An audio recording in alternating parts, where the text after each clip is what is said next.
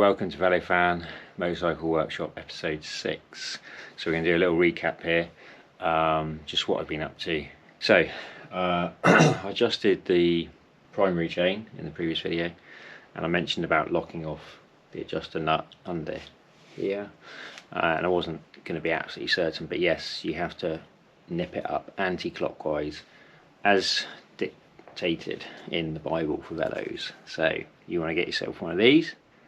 Okay, if you are a velo owner, that book is your absolute Bible. Alright, any velo owner will tell you that. So set the chain, give me half an inch of play up and down, lock those up, lock that up.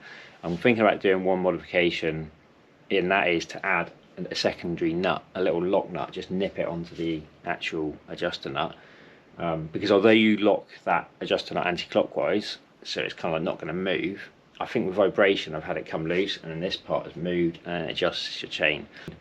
I fitted the rear chain since that video, and as you can see, it's really slack. I need it to be half an inch of plate again because it's rigid rear end.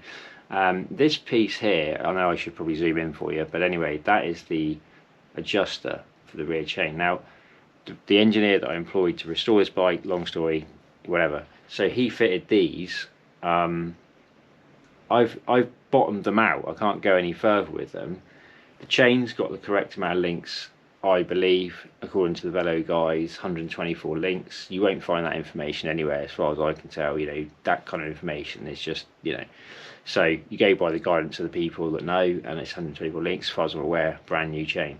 So because that's bottomed out and not giving me the adjustment, I thought I'd have a look at these. So you can see there that this piece, the lock-in one, is quite long, but I kind of think that's good, because when you try and get a spanner in here with the original shorter ones, it's nearly impossible because you have these obstructions of the lugs. So whether or not I retain that bit, I'm not entirely sure. I might just go with what my new ones look like. But so here is a new one, right? I can't remember if these were Owners Club or Groves, because sometimes you cannot get from the Owners Club, so I suspect these may have been Groves. Probably stainless, which hopefully they are. But anyway, I guess the main thing is the length. So if we look at that, so I'm going to hold the shoulder, I'm going to hold them where the end of the bolt that is. So hopefully you can see there, it's about another, what, I don't know, 6mm to 8mm, maybe 6mm longer. But also that lock-in nut piece is considerably shorter, which means it will go in further. So I'm going to try these now, install them, and we'll have a look, see where I've got with that. Yeah, like I said, I might keep the longer one. I might have to go with these as standard, but it does, I know it makes it difficult because on the KTT I always struggle to get a spanner in there. Right, and then on to, so for the engine, the oil way, the return from the cam box down, needs to be sorted out. It's my next big job. Now this here is the original, so you can see it's a 2-into-1. I thought it didn't look that pretty, so I told the previous engineer make me a new one, which he did for the lovely sum of about £250, which I thought was ridiculous. And he's just butchered off the old pipe to get the old fittings off, which I wasn't impressed with. I thought he would perhaps heat them up and then I could reuse this, because the one he made, I found out that he did for me a 2-into-1. I found out before I tried to run the engine, he had soldered up so solid in this joint that no oil would ever have passed through. So this is the one that he made. I mean, admittedly, we didn't look as bad as this. I tried to do stuff with it to try and get rid of this blockage of solder. So yeah, so that was on there, that, something like that. So yeah, so I need to make a new one of them. I'm actually going to not bother with this 2-into-1. I do think it's a good idea, but however, my KTT has the one that's shock absorber primary chain, you know, set up. So I'm going to go back to that standard thing and have 2 separate pipes. It just avoids this issue of trying to solder these 2-into-1. I've seen other people use like a Y joint and stuff, but whatever. So that will be the next project, because once that's done, barring installing the oil tank and those pipes, I think I could actually try and run the bike But again, the reason that hasn't happened is because I need to get a clutch cable to fit into here. And I haven't got the clutch cable, and then the levers, and I can't do the bars because I haven't got the fuel tank back on and all this other stuff. Anyway, so that'll be that. Alright, just remove this one and install the next one. We'll see how we get on with this. Otherwise I'm going to have to remove a link from the chain. I just loathe to do that because it does shorten it a hell of a lot. Got my little tiny spear point spanners. I doubt you're going to see the spear point, but anyway, got 2 or 3 of these little bad boys. I absolutely love them. They're so dinky, so perfect. They've got, you know, what is it, 3/16 Whitworth and 1/8 Whitworth, or quarter BSF, 3/16 BSF. So anyway, let's have a go.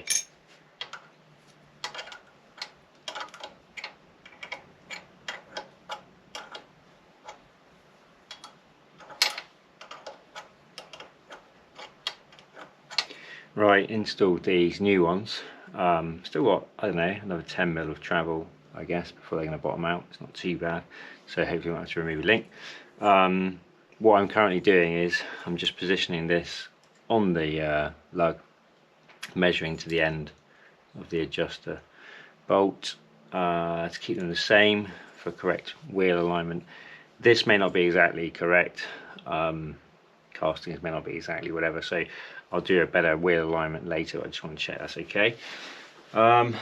So even with that done, again, this is going to be hard to show up, I guess, if I don't bring it in the camera or whatever, but anyway, so from there to there I've got like 1 inch of travel, so we'll keep adjusting that and then we'll get it to 1/2 inch. Okay, so new oil pipe fitted, and here's the other one. We'll put that on once the front primary chain cover is on.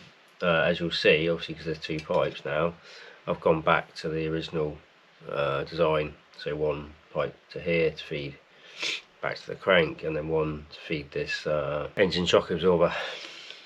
Right, I've made this here. This is a little standoff, so it's got like a thread sticking out that side, and this side's obviously got an internal thread for me to bolt into.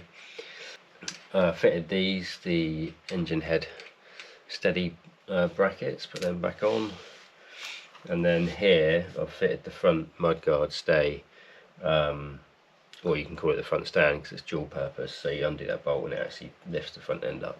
A bit wobbly, so I wouldn't really use that probably, but might have to use it. Yeah, so this bike obviously didn't have this before, and I couldn't find a hole in this, so I've ended up drilling a new hole. Yeah, because I won't be able to show you unless I move the camera, but there's behind this chain here, there's a massive wear mark in the crankcases, which I think is from this part of the chain guard, like flapping and rubbing.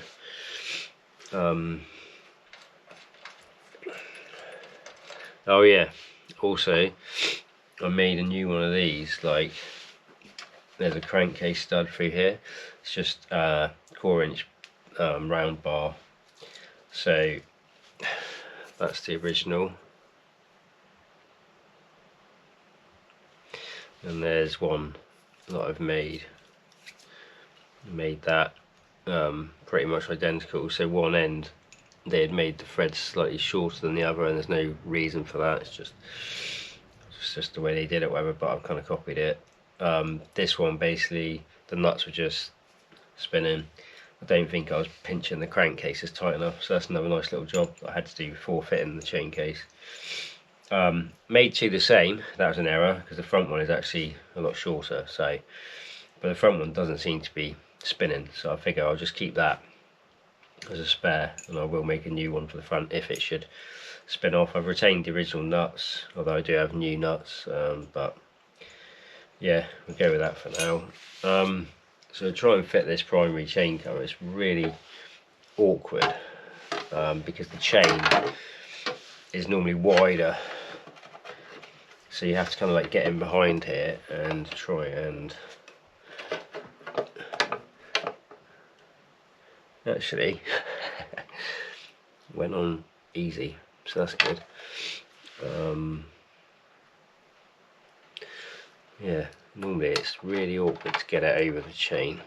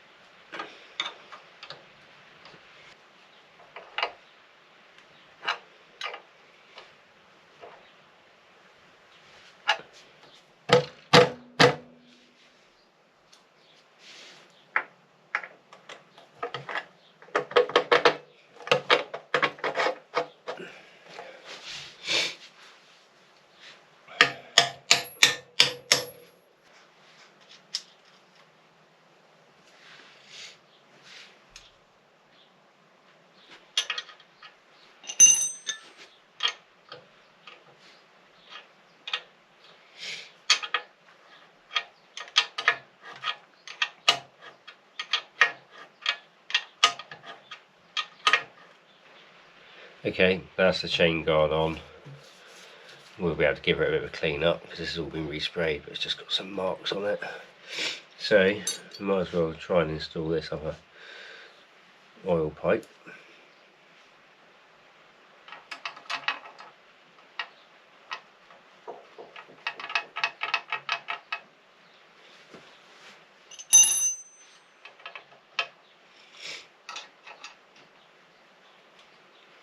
You might be able to hear that's a little bit loose in there because the hole in there is a lot bigger than this pipe, but I want the less amount of oil to go down here as possible. So I'm just pushing it towards the front and I'll tighten it there, and then hopefully it won't, but if not I'll have to put in a little bit of rubber around there, or maybe some electrical tape.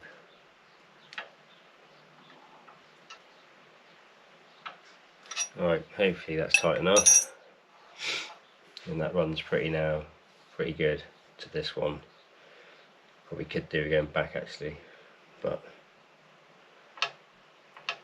it's probably gonna move about a bit in there. Let's do something like that. Okay, let's try and fit the rear section of this chain guard now.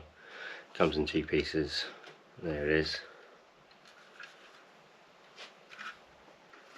Right, this piece has to slide into this piece. So I'm just going to actually put a little bit of oil on here. Yeah, I'll just put a little bit.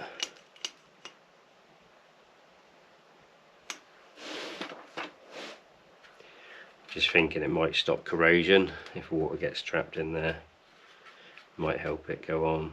And I can see some of the paint's already come off on here, so yeah, corrosion wise, worth trying to help prevent some of that.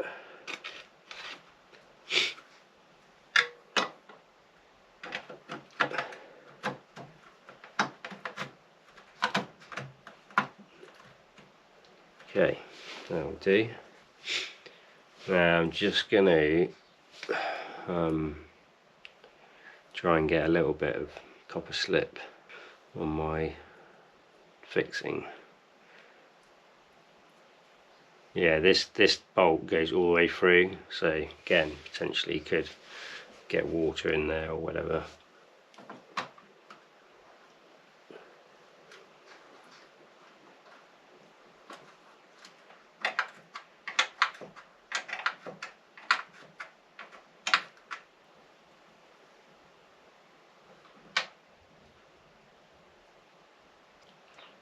Okay, so my next job is to fit the rear brake system.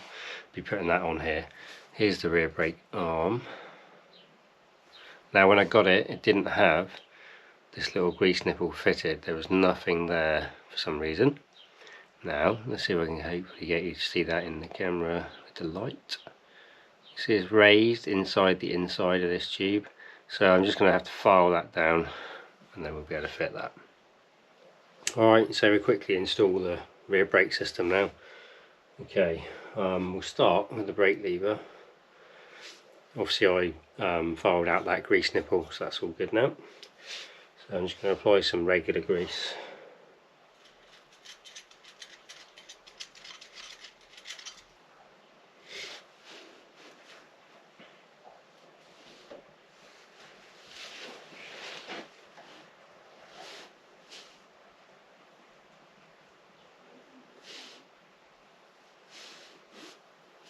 going to put it on the actual thing now because it will popped out the end, and this way it will push it on down.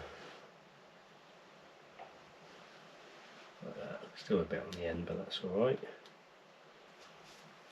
Alright, now the original thing around the end of this I think was like maybe just a piece of wire and no end on it. I decided to use a modern circlip.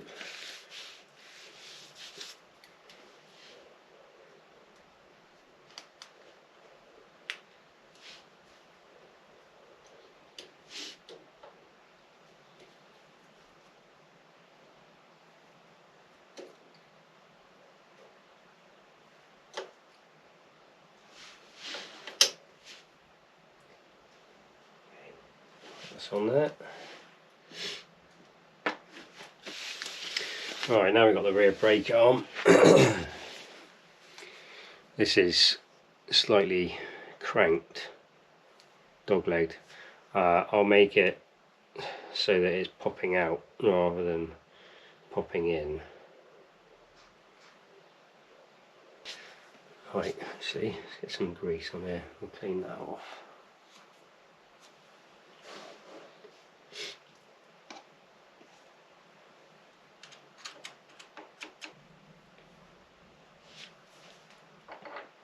Gonna have it angling backwards slightly. That might have to change later if I find that the position of the brake is too high. Right.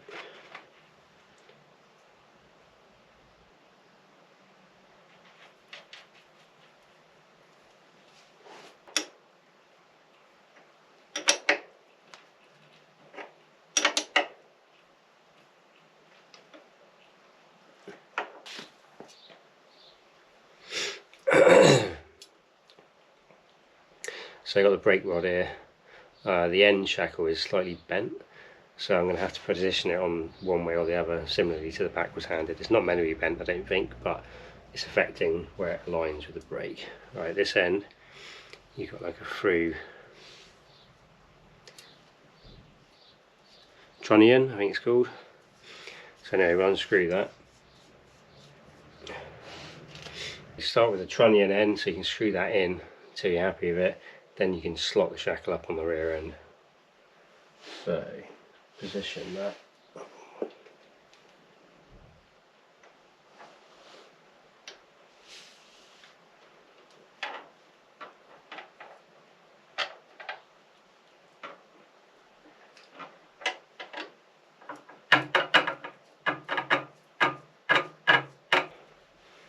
Right, I've already greased up the little pin that's going to go in the end here, so we can put that back to where we want it. Oh, there.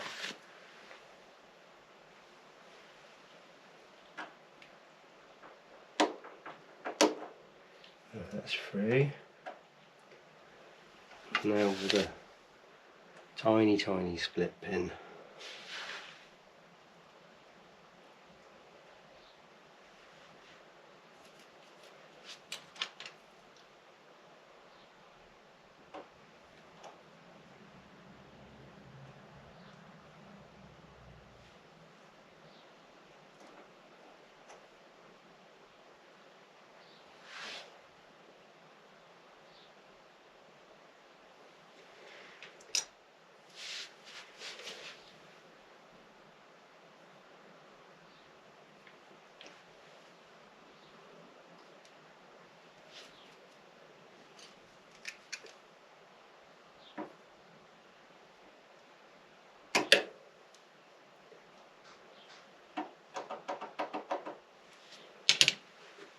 Alright.